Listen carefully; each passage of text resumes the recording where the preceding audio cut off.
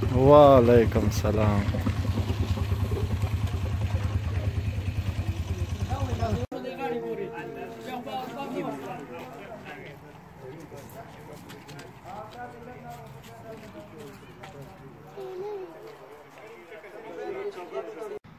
بسم الله الرحمن الرحیم. سلامونه احترامات، نیکی له نیکی برزونه مې ومنئ. هیله منم چې ښه اوسئ، صحتمند اوسئ.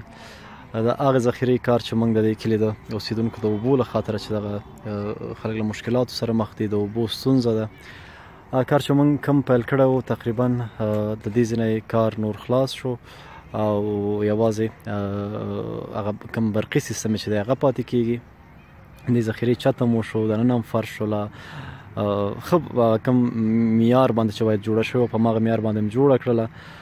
فقط پاتې کېږي د دې برقي سیستمونه چې هغه به هم د خیره په همدې لنډو ورځو کې موږ برابر کړو تر څو د دغه کلي د کم ماشومانو لپاره چې کم سرګردانۍ سره دوی مخ دي چې د سهار نه نیوله تر ماښامه پورې دا بیچارهګان د لوبو په ځای د ساعتېریو په ځای فقط په اوبو راوړلو باندې مصروف وي. د سهار نه چې کراچۍ ورسره وي، د کلي د هغې سر نه تر دې کورونو پورې چې کم دلته اوسېږي. دا کلی پراخه دی خو متاسفانه د ساحه داسې قید غوندې دغه وروستي سرونه د کلي نه معلومیږي.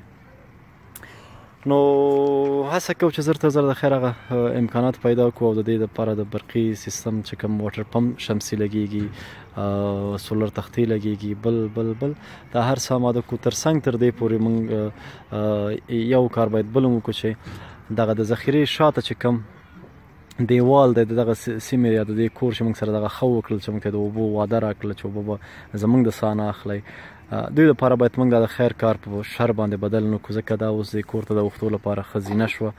که وبه ګورو که وسه مو شوه د خیره همدغې ذخیرې په اندازه د خلکو ته دیوال لږ غوندې جګ کړو چې داسې نه شي چې څوک په دغه کور باندې واوړي یا دا دوی لپاره د زینې غوندې استعمال نه شي. بل نو لنډو ورځو کې باید د خیر تاسو سره مکمل جریان شریک کړو.